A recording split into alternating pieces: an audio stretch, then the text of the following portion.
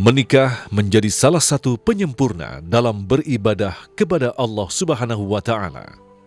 Pernikahan akan memberikan kebahagiaan bagi setiap pasangan yang semata-mata mengharapkan ridhonya.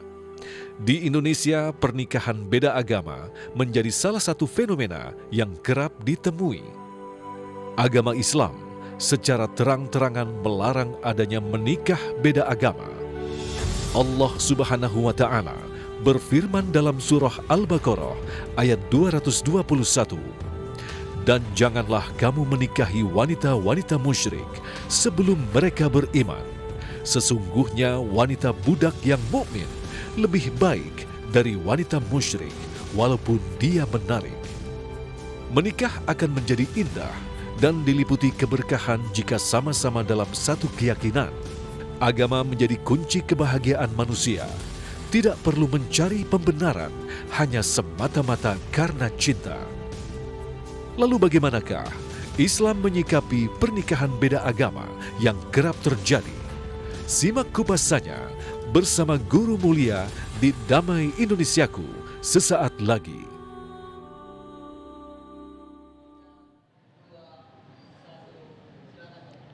Assalamualaikum warahmatullahi wabarakatuh.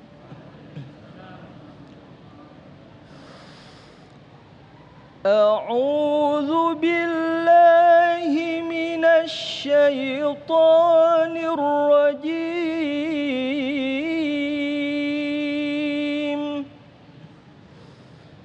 Bismillahirrahmanirrahim.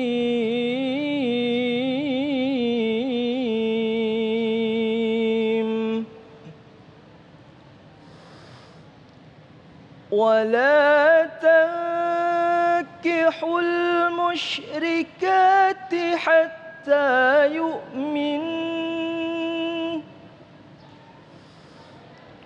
ولأمة مؤمنة خير من مشركة ولو أعجبتكم ولا تنكحوا المشركين حتى يؤمنوا ولعبد مؤمن خير من مشرك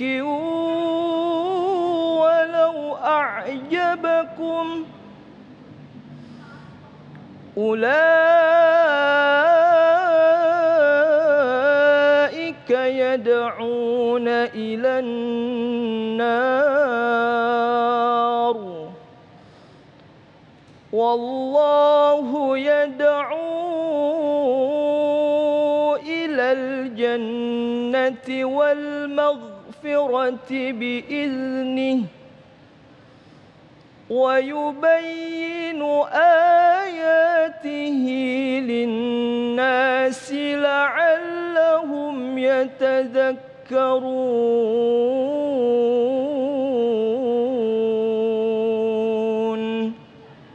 صدق الله العظيم. Assalamualaikum warahmatullahi wabarakatuh. Bismillahirrahmanirrahim. Assalamualaikum warahmatullahi wabarakatuh. Alhamdulillahirrabbilalamin. Allahumma salli ala Sayyidina Muhammad wa ala ali Sayyidina Muhammad. Segala puji bagi Allah yang kembali mempertemukan kita dalam majelis ilmu Damai Indonesiaku yang kali ini disiarkan secara langsung dari Masjid Darul Ulum Universitas Pamulang. Dalam kesempatan kali ini kita akan mengangkat tema seperti yang telah kita saksikan sebagai pembuka acara tadi, yaitu berkaitan dengan hukum pernikahan di dalam Islam, yang insya Allah nanti akan disampaikan oleh guru-guru yang kita cintai yang telah hadir bersama kita, Abah Raud Bahar, kemudian Habib Nabil Al-Musawa. Dan seperti biasa, pemirsa, bagi Anda yang ingin mengajukan pertanyaan, kami persilakan Anda mengirimkan melalui Instagram di @damai_tv1. Inilah Damai Indonesiaku yang dipersembahkan oleh Sarung Wadimor, tentu sarung kita. Selamat mengikuti. Assalamualaikum warahmatullahi wabarakatuh. Bismillah walhamdulillah wassalatu wassalamu ala rasulillah wa ala alihi wa ashabihi wa man tabi'ahu wa mawala ma ba'du. Sahabat saya Habib Nabil Al-Musawwah yang insya Allah akan kita sama-sama juga dengarkan tausiahnya. Bapak Dr. Rektor Universitas Pamulang dengan para pembantu rektornya, para dosennya, dan teristimewa para mahasiswa, para mahasiswi Universitas Pamulang, hadirin kaum muslimin wal hadirat kaum muslimat rahimakumullah. Tema kajian kita pada saat ini adalah pernikahan secara Islam. Ada 4 pernikahan secara Islam di dalam Al-Quran dan di dalam Al-Hadis yang perlu kita simak bersama sehubungan dengan berkembangnya isu di dalam media ada pernikahan dengan lain agama.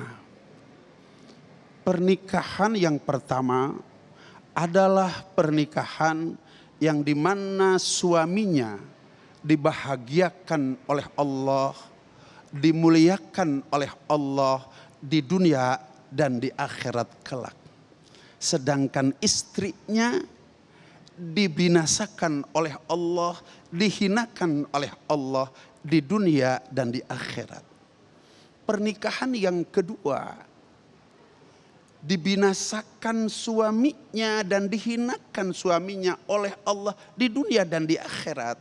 Sedangkan istrinya dibahagiakan, dimuliakan oleh Allah Subhanahu wa taala di dunia dan di akhirat. Perkawinan yang ketiga, perkawinan yang suami istri dua-duanya oleh Allah Subhanahu wa taala dibinasakan di dunia dan dihinakan di dunia dan di akhirat. Dan pernikahan yang keempat, pernikahan suami istri yang oleh Allah Subhanahu wa taala dibahagiakan di dunia, dibahagiakan di akhirat. Pernikahan yang pertama, pernikahan siapakah itu? Pernikahan Nabi Nuh alaihissalam. Nabi Nuh alaihissalam diselamatkan, dibahagiakan, dimuliakan di dunia dan di akhirat.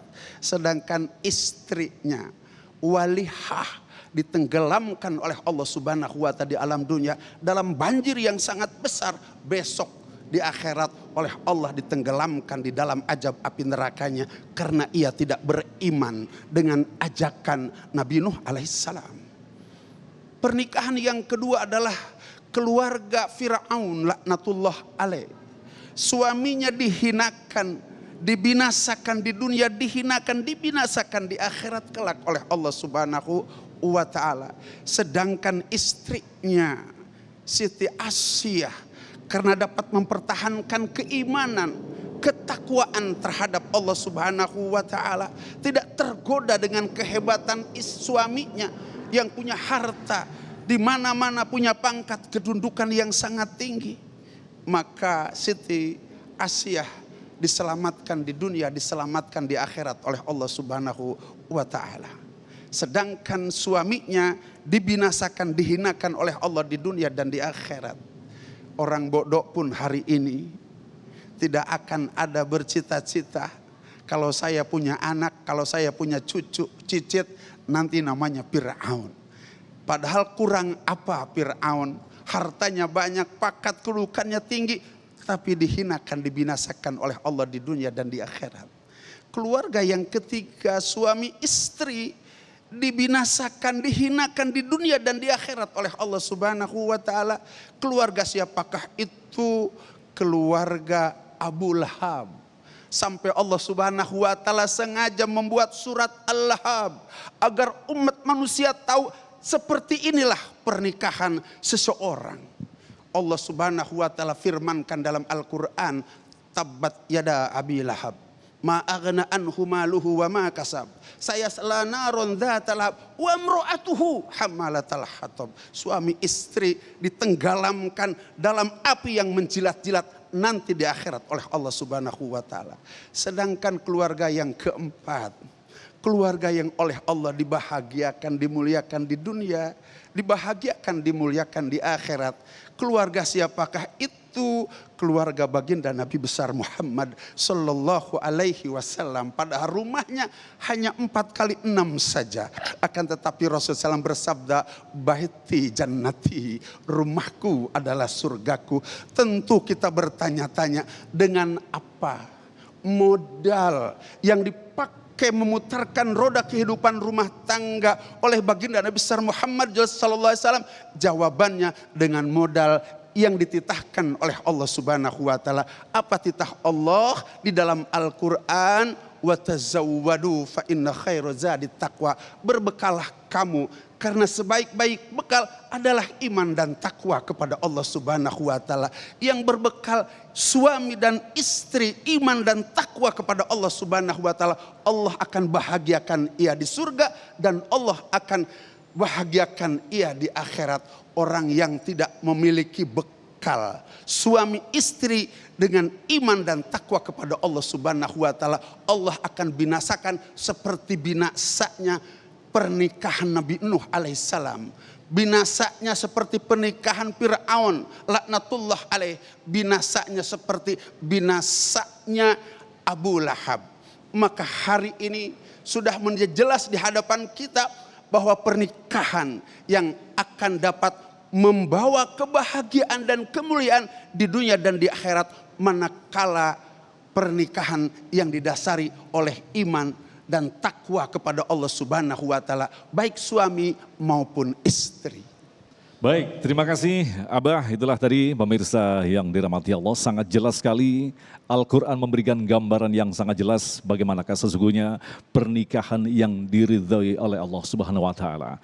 Dalam segmentasi berikutnya nanti Habib Nabil Al-Musawa akan memberikan gambaran kepada kita lantas bagaimana dengan pernikahan berbeda keyakinan. Insya Allah kita akan sampaikan selepas pesan-pesan berikut ini. Tetaplah bersama kami Damai Indonesiaku.